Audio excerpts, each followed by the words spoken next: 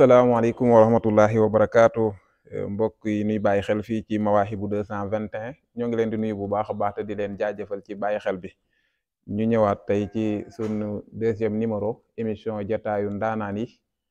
di leen jéggalu bu baax nag comme ay dimanche yu bari wala ñaari dimanche ngi nii amul te dañoo waxante woon ak yéen bëgg nañ dimanche bu jot rek benn dal di dugg comme niñ ko waxoon rek ñu dugg ci émission bi mubashiratan direct jataayu ndaanaan yi waxoon nañ toujours ni képp ku dul ndaanaan rek deesu la fi gis kon képp ku ñu gis rek ñu mën a jàpp ni kookee ndaanaan la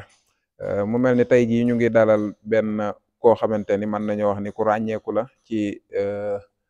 commune Notto Gouye Diama wala ñu wax fa si réew mi rawatina fii ci Ngajaga muy monsieur Baba Mbeng nekk coordonnateur Pastef wala boog JPS commune Notto Gouye Diama mu nekk coordinateur JPS commune bu Notto Gouye Diama kon bala ñoo dugg ci émission bi rek dañ koy jox mu nuyoo monsieur Baba ñoo ngi lay nuyu asalaamaaleykum. waaleykum salaam wa rahmatullah sëñ Gora Mawahibou maa ngi lay fay nuyoo di la sant di gërëm ci dalal bi ñu dalal fii si jotaayu ndaanaan yi. aywa jërëjëf monsieur Baba kon bu ko defee rek bala ñoo dugg ci émission bi ñu leen di fàttali bu baax sunu sponsor bi nga xamante ni moom lañ ci àndal di GBS nag li ko tax li muy yëngu mooy lépp loo xamante ni dafa aju ci wàllu publicitaire moo xam vidéo la wala affiche defar logo ngeen mën a jokkoo ak ñoom ci 78 476 95 46 monsieur Baba dañuy dugg ci émission bi direct rek di la laaj buñ doon wax kan mooy Baba Mbeng lan nga ñuy wax maanaam buñ affiché woon tey bitim réew wala ci biir réew mi sax ñu laaj la ni la kan mooy Baba Mbeng lan nga ñuy tontu. jërëjëf Gora Mawahibou ci laaj boobu nga ma laaj si kan mooy Baba Mbeng. Baba Mbeng benn doomu Ngajaga la doomu Ngajaga boo nga xam ni à chaque fois mu ngi jéem a dox ci lépp loo nga xam ni développement la ñu ngi ciy jéem buñ waxee Ngajaga nag Ngajaga nekk dans la commune de Notto Gouye Diama yaakaar naa ci loolu la ñu continuer nekk ci ba dugg ci parti bi ñu naan Pastef ba yàlla dogal ñu nekk tey coordonnateur JPS maanaam nga xam ni moo jiite ndaw Pastef yi fii si commune bi en même temps ñu bokk tamit ci bureau JPS bu département de Tivaouane. voilà xam naa Gora li ma la mën a résumer wax si sa bopp dafa xaw a jafe mais daal yaakaar naa buñ duggee ci biir Ngajaga wala dans la commune de Notto Gouye Diama ñu laajte kan mooy Baba Mbeng yaakaar naa di nga dégg loo nga xamante ni doo ko déggee si sama làmmiñ te bu boobaa itam diñ ci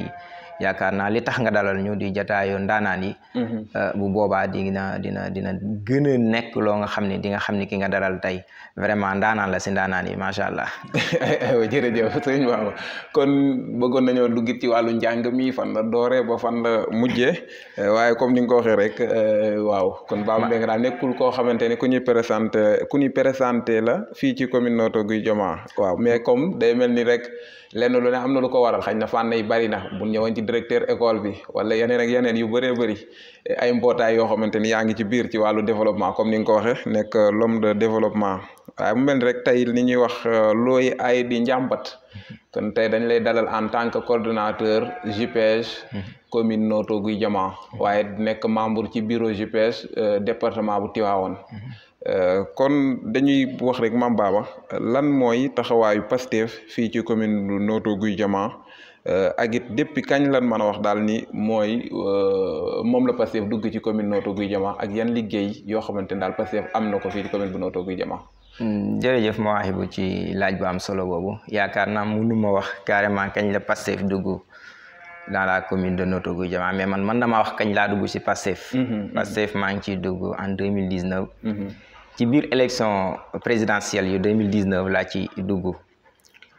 booba sax maa ngi université. dama daan buñ daan waxtaan ñun étudiants yi di waxtaan kenn ku ne élection yi koy votel man buñ ma laajaa dama leen naan bu élection doon tey bulletin nii laay voté. lan moo tax ma daan wax loolu parce que ñoom ñëpp a yem bi ngay dégg man loolu laa daan wax ñoom ñëpp a yem. mais sëñ Baara Ndiaye bi nga xam ni si borom xam-xam. di doomu daara aussi dama dégg mu wax lu am solo te mu dal ma man mu ni Sonko da nga koy dégg weddi ko nga xam ko gëm ko waaye nga gëm ko te dootoo ko bàyyi loolu moo ma dal ci moom en 2019 damay fàttaliku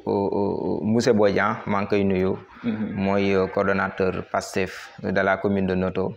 mu ànd ak oustaz Birane Kandji bi nga xamante ni mooy coordonnateur Pastef Kër Mbir maa ngi leen di nuyu Pastef Noto yëpp bi ma leen séenee ñuy doxal Pastef ci élection 2019 seen naa leen mais demuma ci ñoom dégluma lu ñuy wax parce que booba li ñuy def intéressé wu ma xamaguma Pastef booba miinaguma Ousmane Sonko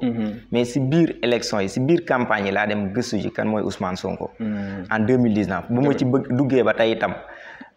dama naan chaque minute wala chaque seconde ma gën koo bëgg vraiment Pastef Noto Guy Jama buñ ko waxee mu ngi commencé si monsieur Bodian bi nga xamante ni mooy coordonnateur bi ñu daan réunion këram yaakaar naa tey ji bu ñu woote woon réunion waxuma sax kër monsieur Bodian mais pencum Noto wala terrain Noto yaakaar naa li fi di ay patriotes dans la commune duñ fa xaj tey nga xam ni Pastef parti la parti buy màgg mais parti boo nga xam ni naxul askanam maanaam Pastef doonul parti boo nga xamante ni dafay nax askanam dama gis benn bindkat ñu koy wax Machiavel mu ni fait la politique mais en faisant la politique il faut tromper votre peuple mu ni mën nga politique defal politique mais booy politique da ngay nax yow sa askan yaakaar naa Pastef doxewul noonu Pastef fa ngi politique mais nekkul politique boo nga xamante ni dafay fooy askanam wala dafay nax askanam loolu moo tax chaque jour Pastef nit ñi di ko gën a bëgg Pastef nit ñi di ko gën a bëgg tey fi ne foo taxaw ci commune bi ni ab patriote laay laaj ka ngay laaj ngay jàpp loo xam parce que mën naa la ni ñun ñëpp ay patriote lan voilà aywa kon ci gàttal wuñ ko déggee day mel ni monsieur Baba mënta wax wala bokk mënta ñëw ci ban année wala kañ la Pastef dugg fii ci commune Notto Gouye Diama waaye moom li mu mën a wax rek mooy bis bi nga xamante ni moom la ci dugg wala at bi mu ci dugg muy jamono yi nga xamante ni ñu ngi campagne 2019 comme ni nga ko waxee jaare ci monsieur Bodian coordinateur commune Notto Gouye Diama Pastef ak monsieur Birame Kandji coordinateur Pastef Kër Mbir Ndaw léegi dégg nañ ci sa biir wax Baba nga ni Pastef léegi bu nu woote woon réunion xañ na bi muy door da ngeen doon daje kër monsieur Bodian di coordinateur te léegi nee nga bu ngeen woote woon pencu Notto mbooloo mi duñ fa xaj te pourtant ay jamono dañ doon dégg ñu ni Pastef kat dañoo nekk ci benn ruq maanaam ñoom dugguñu ci kenn demuñu ci nit ñi dañoo xaw a fiir maam yu demee noonu daal léegi kon ban liggéey ngeen def ba waral nit ñi léegi ñëpp ñëw wala lan mooy mbir mi daal Mawahibou xam nga ñiy wax loolu dañoo gëstuwul wala xooluñu Pastef wala mën na am faruñoo Pastef di défendre ñoom seen parti Pastef nag demewul noonu ak doxewul noonu itam ñun patriotes yi ñooy jël suñu jot jox ko Pastef ñooy jël suñu alal jox Pastef su ma waxee loolu mooy ñun ñooy defal suñu bopp suñu ay tournée dugg si dëkk yi xam naa ni dimanche bi passé wala dimanche bi passé bi si topp ku ñu fekkoon bayti wala nga fekk ñu kër Samba Yacine di nga xam ni Pastef doxewul ni nga waxee Pastef mu ngi wàcc si terrain bi patriote ñoo ngi wàcc si terrain bi di dugg di def porte à porte di gën a yëgal nit ñi di leen gën a xamal lan mooy projet Pastef mais Mawahibou man chaque jour li may kontaan loo nga xam ne su may def tournée sax du ma bëgg a quitter lu mu guddi maanaam kër goo dem wala nit koo gis da nga naan ndeke kii moo ma gën a bëgg Pastef da nga naan ndeke kii moo ma gën a bëgg Pastef dem nañ kër Malal wala cëpp ban demee non foofu tey nga faa wax ndànk foofu dafa mel ni Macky Sall la ko moom de kon de yëgoo li xew kon de yëgoo li xew baadu waaw kon fi mu ne yëgoo li xew foofu daa mel ni Macky koy gañe 100% yëgoo li xew dama mujjee bëgg faa des ñi ma àndaloon bàyyi ma fa ndax bi ñu demee si parrainage yi dana dem fekk ñu nuy teertu nga ne leen fa ngan gu am solo ay patriote ci jamonoy parrainage bi si jamonoy parrainage bi jël seen alal parrainage day yàggul kon xanaa la woon dafa woon nekk wala day waaj a woon ma waxi bu may ma tuuti aywa bismillah ban demee carte d'identité yi dëkk ba leen fekk ñu dajaleel ñu ko téyel ñu ko carte d'identité yi dëkk ba foofu ci cëpp foofu si cëpp waxuma la carte d'identité yi kër wala benn génération xam nga dañ naan Pastef jeunesse bi la carte d'identité yi dëkk ba leen fekk ñu téyel ñu ko ñu leen di jërëjëfal bu baax a baax si seen engagement boobu ñu am parce que loolu man su ma demul woon ba gis ko Mawahibou ku ma ko wax ma weddi ko waaye yàlla xam na ko lii ma wax lañ ñu defal ramasel nu carte bi ñu ñëwee ay 16 la ñu tegal ñun de dañoo ñëwoon pour parrainer ñu ni carte d'identité yaa ngi nii oustaz foofa lañ wàññi ko keroog ndax fiche yi ñu yoroon dafa mujjee jeex foofa lañ tourné vraiment ñu leen di jërëjëfal bu baax ci liggéey boobu parce que bu njëkk li ñu daan dégg xaw ma dafa amoon xaw ma mais amatul wone na parce que dañ daan wax naan foofu fiefu Macky Sall APR la wala fiefu Macky Sall la waaye yaakaar naa ku fa dem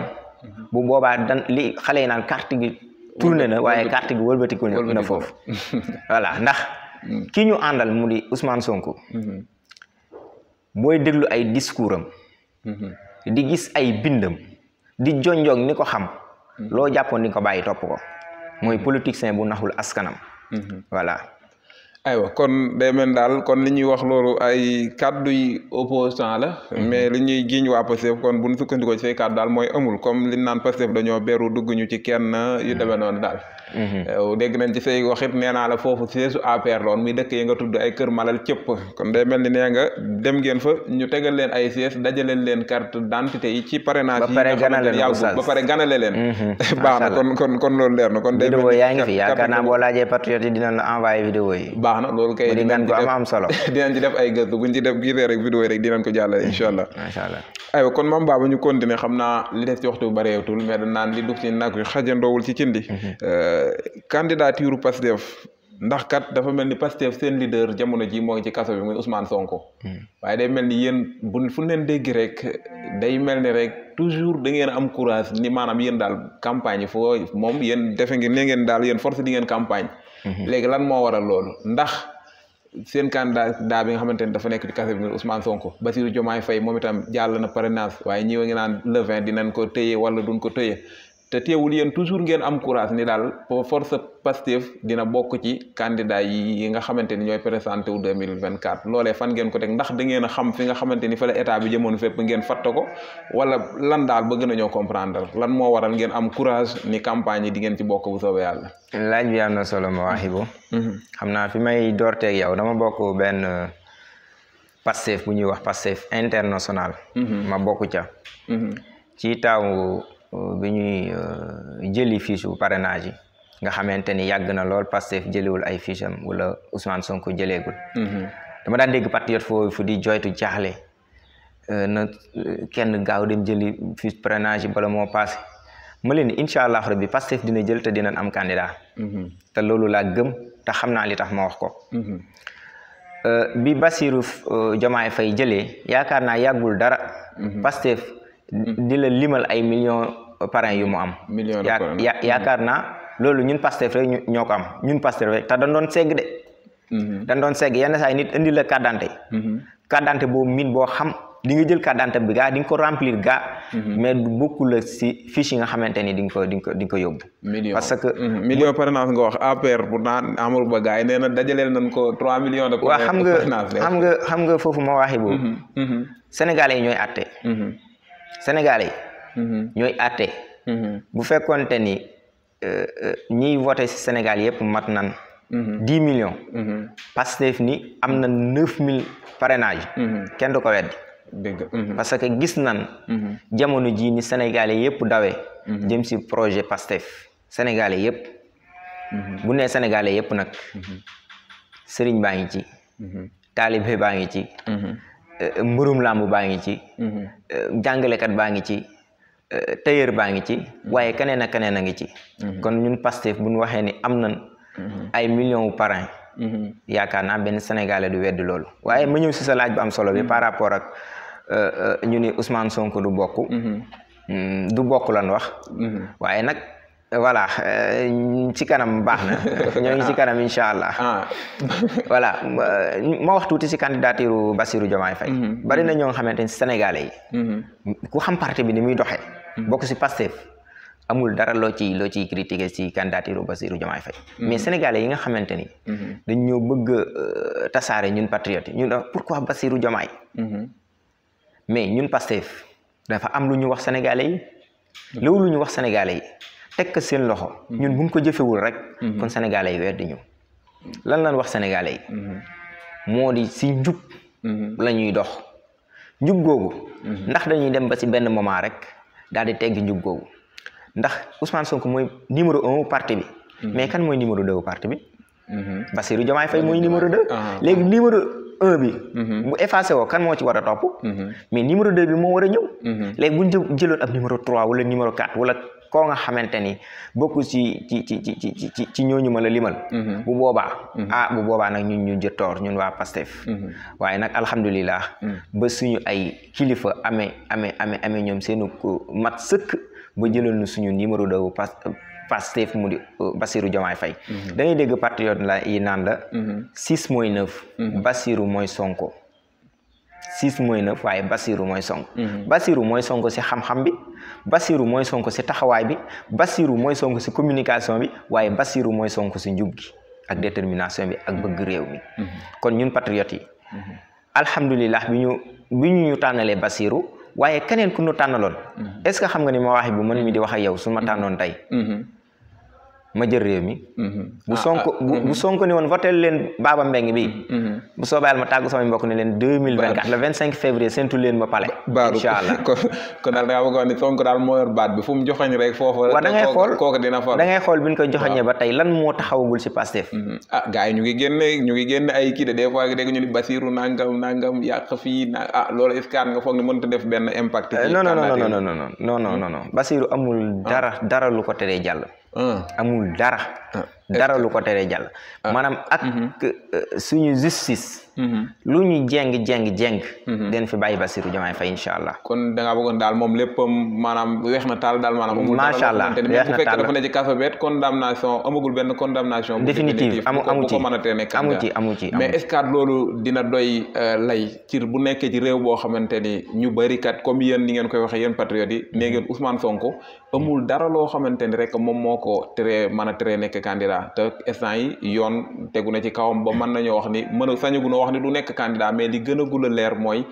moom wala boog ni ko ñu bëri di waxe mooy instant yi daal moom saye comme est-ce que ni def foofaat mënuñu koo def ci Bassirou wala keneen ak keneen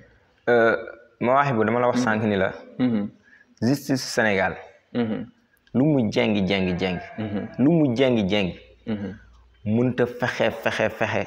ba Bassirou Diomaye Faye incha allahu rabbi du doon candidat ci élection yi ñu jëm incha allah ak lu mu jeng ndax jeng teefam moo waral Ousmane Sonko tey ji nekk ci ay guddeem yu bët setagul ni ko wolof di waxee waaye jeng teef googu wàññiwul dara suñu candidat bi di Bassirou Diomaye Faye nee naa la ak lu justice def ak lu nu mënta def ak lu nu falsifié Bassirou Diomaye Faye mënta ñàkk si élection 2024 incha allah baax na kon mu mel ni itam faaw ñu wax ci li nga xamante ni mooy suba Pastef lancé na ko di li nga xamante ni mooy dajale xaalis bi nga xamante ni moom la ñuy campagne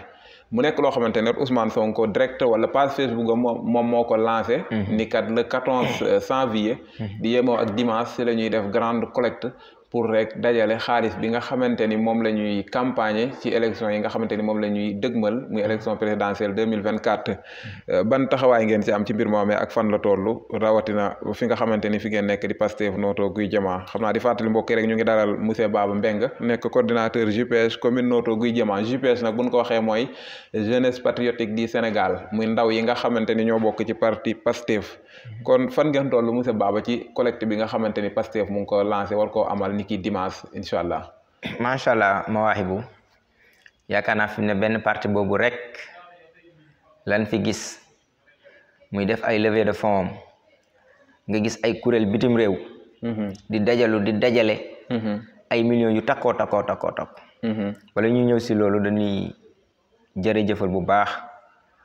Pastef France bi nga xamante ni démb dajale nan téeméeri million ak ñaar fukk ak juróom 125 millions. 125 kon topp nañ ci Italie ak États-Unis yaakaar naa bari na fii ak Amérique bari na réew yu ko defoon. di 190 000 euros. yaakaar naa loolu di xaalis bu takko boo nga xamante ni patriote yi dajale nañ ko. waaye si noonu am ñu ko jiitu muy Pastef Italie. muy Pastef Amérique ak yeneen Pastef. waaye tey jii may wax ak yow. si la Pastef Espagne moom itam.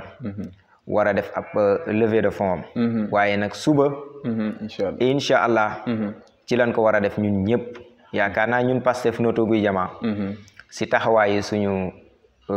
trésorier. mu am ci taxawaay bu mucc ayib ñu koy santaale. di ko gërëm ci taxawaayam. yaakaar naa instant bi mu ngi si collecte boobu.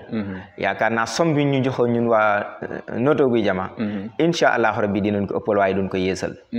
waaw. si loolu laa bëggoon a ñëwaat parce que si tànneefu Bassirou Diomaye ndax boo gisee levée de fonds yi amul lu jar patriote yi taxaw ba tey taxawuñu patriote yi si li nekkoon démb ak barki démb ñoo ngi ci parce que bu fekkonte ne tayel nañu si candidature Bassirou Diomaye Faye buñ waxee ay levée de fonds peut-être man na maa bañ a jaral dara pour ma joxe mais tey lañ gën a bëgg projet parce que Pastef projet la dama seetaan démb sëñ dama fàtt tur bi taalibe sëñ Saliou sëñ fan la nekk mu bokk doomu daara waaw sëñ Mara Niass sëñ Mara Niass mu wax ni danoo jàpp Sonko dugal si kaso bi ndekete Sonko du nit waaye projet la wax bu am solo mu ni danoo jël Sonko dem dugal ko sa kaso ba ndeke Sonko moom du nit waaye Sonko virus la ni ngeen koy waxee projet la waaw projet boobu nag moo nekk kenn ku nekk suñun patriote yi te projet boobu la ñuy jëfandikoo projet boobu la ñuy liggéeyee te moom la ñuy liggéeyal itam moo tax sànq ma la ni bu Sonko ni woon wote leen Baba Mbengue samay mbokk laay dem ni leen nekk naa président élection 2024 incha allah. aywa kon buñ ko déggee day mel ni rek yéen Pastef Notto Gouye Diama ni nga ko waxee li nga xamante ni moom ngeen war a joxe ci li nga xamante ni mooy collectif bi ngeen war a def suba bi Pastef war a def yéen li nga xamante ni moom lañ leen ci laaj di ngeen koy matal mais du ngeen ko yeesal maam waab loolu mu nekkit mbir moo xamante mbir mu doy waar la parce que dafa mel ni buñ déggee say kàddu day mel ni yéen ay cotiser maanaam pour financer campagne parti bi te pourtant ñun nin xamoon Sénégal démb ak bërki démb mooy parti bi mooy ñëw yëkkati xaalis jël t-shirt bu métin amee ñu jël ay car des fois sax ñu jox la xaalis pour nga ñëw rek ñëw ci ndaje bi mais yow dafa mel ni bu ñu déggee si day mel ni yéen ay financé parti bi maanaam pour ay campagne am lu waral loolu. macha allah si laaj ba am solo boobu xam naa dina jaaxal ñu bëri. ba saay su ne Pastef rek. ñu génne ay millions teg si kaw taabal ji. du ma la ne ay jours du ma ne ay weer mais ay minutes. ñu génne ay millions teg si kaw table ji ndax li ma jiital sànq wax la ko mu di Pastef projet la projet boobu nag ñun patriotes yëpp moom lañ gëm te gëm na ni loolu mooy développer Sénégal bu njëkk li ñu xamoon si politiciens moo di politiciens yi ay lobby lañ daan àndal pour mën a financer seen ay campagne bu ëllëgee nag yow maanaam nga hypothéquer sa bopp nga tayle sa bopp boo yoree nguur gi ñoom fu leen neex lañ lay jaarale ñun Pastef nag ñoo ne ñun ñooy financer suñu ay campagne waaye ñooy fal suñu candidat bu boobaa ñu mën a gouverner ak suñu teeyu bakken ba kenn benn lobby duñu contrôler su ma waxee fii moom gën a miin si commune Notto Gouye Diama nga xam ne tey ni ma la ko waxee patriotes yi bari nañ fi lool macha allah ba si suñ tournée yu ñu def sax patriotes yi ñoo koy financer tournée yi ñuy def nii di dem si village yeeg yooyu patriotes yi ñoo koy financé ñooy génn seen xaalis luyeel nu ay oto ñu siy dem ak a ñëw yaakaar naa parti boo min fii parti boo min ak parti boo mënti wax ñi si ëpp si ñoom am na kuy fu ñuy décaissé xaalis di dem si seen ay tournée mais ñun waa Pastef lu ñu def ñoo ko defal suñu bopp lu ñu def ñoo ko defal suñu bopp ba tax na tey jii dina waral tey réew mi fu mu toll ëllëg ñu am ci baat réew mi fu mu toll ëllëg ñun patriotes yi ñu am ci baat waaw kon bu dégg daal day mel ni bëgg moom seen bopp moo waral ngeen fiir ci seeni financement ba nanguwu leen kenn koo xamante ni dina moo xam ay financement yu jóge bitim réew la wala yu demee noonu. bëgg am liberté ëllëg ndax suñu njiit li muy incarné il faut que mu nekk si ñun moom bopp pour ñu mën a ànd ak moom seen bopp. waaw ay xam naa waxtu wi jeex da tàkk nag mais ñu njëkkanteegu waxtu wi ba Mame Baba gars yi nee nañ Pastef parti fitna la nee nañ Pastef Ousmane Sonko mooy woote ndaw ñi génn leen xeex sarde bi noona loolu moom lan nga ciy wax. waaw Mawahibou yaakaar naa sénégalais yëpp miin nañ parti bii di parti Pastef si jàmm si teg lépp ci yoon yaakaar naa ñi koy def mooy ñiy diaboliser rek ñoom ñooy wax loolu yaakaar naa parti bi ëpp jàmm si Sénégal su ma la ko doon wax dama la naan parti Pastef la gars yi nee na Sonko mooy wax ndaw ñi génn xam nga état moo yaakaar lu dul force maa état Macky Sall bi yaakaarul lu dul force lu mu jëm lu ne force la cay demee boo taxawee riposte nag peut-être ñenn ñi ni voilà parti bi parti ay la parti nangam la tey boo musoo fa gis parti bu taxawal doomu daara yaakaar naa ku ni doomu daara ni xam-xam modab waaye tamit ni yar doomu daara boo ko tuddee xam ko sa xam-xam ba xam ko sa ràññee ga waaye xam ko sa yar ba amul beneen parti booy tudd di ci tudd modab mouvement doomu daara amut kon ñooñu mun gisoon lu toll nu deedeewu we ci Pastef du leen jaral ñu cay yàq seen temps ba fay toog comme ni ma ko waxee sànq nag état Macky Sall moo faible ba lu muy utiliser force lay utiliser ak justice am force ak justice nag am na fu muy yem ci nit yaakaar naa loolu moo tax taxawaayu Pastef par rapport ak état Sénégal Pastef taxawaay bi mu taxawee aywa jërëjëf Mame Baba xam naa ñu tënk nag donte ni question yi des na waaye ñu ñëw ci biir rek après ñu tëj muy comme niñ ko waxee coordonnateur JPS monsieur Baba Mbengue JPS commune Notto Gouye Diama waaye nekk l'homme de développement kon ñu génn ci wàllu Pastef bi xañ na dinañ ci ñëwaat ci booy tëj bu si mot de la fin bi du ñàkk nga indi ci ay leeral yoo ci war a def mais ñu wax ci wàllu comme niñ ko junjee sànq nekkit l'homme de développement dëkk fii ci Ngadiaga littoral bi Baba Mame Baba buñ ko waxee muy géej bi wala àll bi nga xamante ni yéen moom ngeen yaakaar ndaw ñu bëri fa lay seen teranga nekk muy fi nga xamante ni fi la ñuy bàyyi légumes yi jamono ji nag mu nekk menace man nañu dégg nañ ku demee ni député maire Alassane Ndoye depuis daaw wala daaw jeeg ci campagne élection législative yi moo waxoon ni kat jot na benn document buñ ci président moo ko jox xam le ni kat 7000 hectares boo xamante ni mais kii président daf ko war a jël fii ci littoral bi gis nañ itam li nga xamante ni mooy tali Dakar Saint-Louis bi war fee jaar ci tool yi population bi ñi ëpp ci ñoom nekk ci menace ñi di jooy maanaam payoor boo xamante ni kat li nga xamante ni moom la leen état bi war a fay du wuute lool ak li nga xamante ni moom la BAD banque africaine de développement wax ni moom lañ leen war a fay mu mel ni dañ ko wàññi bu baax a baax ba mel ni ñoom ñu ngi ci combat yi du ñàkk xañ na mu ngi sori gis nañ it waa LMD wala GGO bi nga xamante ni ñooy gas zircon bi fan yi ñu dugg Kër Malal ba nu dàq leen fa jële leen fa yu demee noonu yëpp nekk ay menaces maam bu loolu lan moo ci sa xalaat ci seen àll bi nga xamante ni dafa menacé wu jamono ji macha allah Mawahibou ci laaj bu am solo boobu Mawahibou man ku ma miin ku ma xam ci commune bi wala ak foo mën a dëkk Sénégal xeex moo tax nga xam ma maanaam pour ñu respecter ñu pour ñu sàmm suñu ak suñu yelleef ci la mu ñu bëree bëri miin ba tax na ay jamono mairie bu Kayar wala Kayar woote woon nañ fa ab conférence de presse pour ci problème yi nga xamante ni ñun waa zone des Niayes ñu ngi koy jàkkoonteel si jël suñu suuf si GCO ci ak beneen entreprise bu fi nekk conférence de presse boobu Mawahibou demoon naa ci wuyu woon naa ci en tant que doomu commune Notto Gouye Diama waaye en tant que doomu Sénégal mais en tant que bañkat keroog yaakaar naa taxawaay ba fa am ca ña fa teewoon ñëpp mooy lii du jàll te duñ ko bàyyi mu jàll tudd nga sànq le maire Alassane Ndoye ñu ngi koy nuyu député maire bi nga xamante ni moom itam gis nañ si taxawaayam ci côté boobu taxawaay bu am solo la ci taxaw dama dugg WhatsApp gis benn lien ma xool mu di GCO dégage questionné wu ma sax dama àgg rek tapé pour intégrer groupe ba directement parce que yaakaar naa ñun lu ñuy xeex ñun ñëpp ñoo ko war a àndandoo di xeex bu ñëwee pour ñu xeex ngir jot suñu ak suñu yelleef amatul parti boo déggee parti bi lii lay xeex rek bu boobaa peut-être ngëm-ngëm ba des na ma àgg intégré wu pour ñun ñëpp ñu bokk xeex loolu nga wax nag Mawahibou du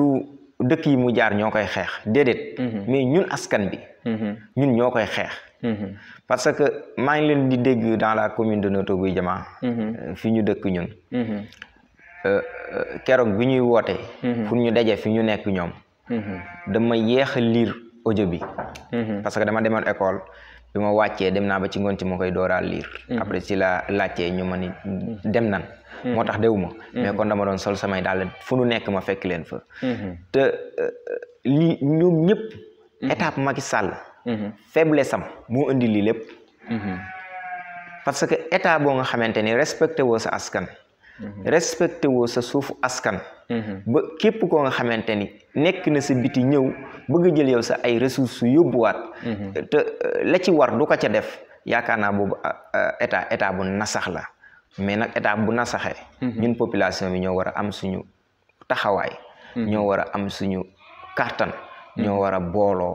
ba GCO googu lii mu bëgg dans la commune de Notto Gouye Diama du ko am incha allah di woowaat suñu mbokk yi nga xamante ni ñoo dëkkee côté boobu ñu am taxawaay waaye nag ñun ñi nga xamante ni ñoo ngi dans la commune de Notto Gouye Diama ak fu waay mën a dëkke ñu taxaw saay suñu woowee ñu dagg suñu yëpp ngir dem wuy ji incha allah. aywa jërëjëf Mame Baba kon ni nga ko waxee rek dafay laaj combat collectif. wala mu xeex boo xamante ni ñëpp koy ànd. amul jaar na sama dëkk amul jaaru fa. aywa kon Mame Baba mel ni temps bi romb nañu lu bëree bëri bu ko defee rek nga ñëw ci sa mot de la fin muy sa dernier ay kaddu ci émission bi jotaayu ndaanaan yi du ñàkk yoo xamante ni ay message yi ci bu fekkee bëgg nga koo lancé waale incha allah ba beneen yoon incha allah. macha allah Mawahibou di la sant bu baax. di la gërëm xaj na émission bi daf ñoo bett ba suñu yu bëree bëri tey jii dëgg la ñu jëm koo arrêté pour jëm see taxaw naa bu beneen yoone rek incha allah dina ñëwaat comme élection yaa ngi ñëw moom waaw surtout li ñuy jeexale daal mooy di woowaat patriote yëpp ci liggéey bi nga xamante ni moom ñuy xaar ci biir réew mi waaye rawatina ñun patriote yi Notto Gouye Diama liggéey bi nga xamante ni moo ñuy xaar muy tournée bi nga xam ni lancé nañ ko muy fatt fépp bi yaakaar naa suba ñu ngi ko war a amale fële ci Dagga Cilaan ak Gawut ak dëkk yi nekk côté boobu ñu ngi woowaat patriote yëpp ñu gën a yokk taxawaay bi parce que nag il est temps ñu yokk bu baax a baax taxawaay bi gagner le terrain ndax wax dëgg yàlla yaakaar naa parti bu taxaw ñu leen ni Pastef mu ngi ñëw di nga daw ko weddi laajal waa jooju woote woon terrain Yekini démb doon jéem a roy Ousmane Sonko yaakaar naa terrain Yekini ku fiy woote ku ne ku dul Pastef mën naa am la nga bëgg ci mbooloo doo ko gis ndax patriote yi bu ñuy dem ñooy jëlee seen bopp kaar ñoo koy fayal seen bopp ñooy jënd seen bopp lekk waaye Mawahibou damay gis si yeneen parti yi booy dem kaar bi dañ la koy indil ni la ñaata kaar nga soxla ñu leen amande soxla naa nangami kaar nga fay say kaar indi doo ca yem de ñaata nit nga am man ne am naa tant de personnes léegi personne bu ne ñu génn 5000 francs mbaa 10 000 mbaa leneen ab somme ànd ak t-shirt ak casquette jox la loolu nag Pastef bu ñu solee t-shirt wala casquette ñoo ko jëndal seen bopp bu ñu demee ñoo paasal seen bopp kon Pastef esprit la waaye du jëmmu juy dox rek kon Mawahibou yaakaar naa ñu ngi lay sant bu baax di la gërëm ci sa invitation bu am solo bii le macha allah. aywa jërëjëf Mame Baba kon mu nekkoon Baba Mbengue ni ñu ko waxee rek coordonnateur JPS commune Notto Gouye Diama JPS nag bu ñu ko waxee mooy jeunesse patriotique du Sénégal mooy ndaw yi nekk ci parti PASTEF moom moo leen jiite fii ci commune bu Notto Gouye Diama waaye nekk l'homme de développement comme niñ koy waxee mu nekkoon émission jotaayu ndaanaan yi kon rek ñu ci ànd ba tey ni leen ko waxoon suñu sponsor bii di GBS ngeen mën a jëflante ak ñoom bu fekkente ne di ngeen am anniversaire wala mariage wala ngàmm wala cant lu ngeen mën di am rek te Oustaz xam naa du ñu tëj te gërëmuñu ñi ñuy àndal si terrain bi mu di waa JPS di ndaw PASTEF yaakaar naa tàyyeewuñu benn yoon ñuy ànd liggéey bi li PASTEF santaane lépp vraiment JPS u commune Notto Gouye Diama ñu ngi koy amal ñu ngi bàyyi seen temps ñu ngi jël seen alal ak ñi nga xamante ni yëpp ñoo bokk parti bi mu di PASTEF dans la commune wala Mawahibou ex PASTEF ndax dañuy fàtte chaque jour ni PASTEF tas nañ ko si ay kayit ci kayit ndax ex PASTEF bu France moo joxe 125 millions ñuy bàyyi loolu xel voilà kon nag ñu ngi sant ñëpp di sant Mujib jigéenu PASTEF di leen sant bu baax a baax madame Gadio nekk sa bopp ba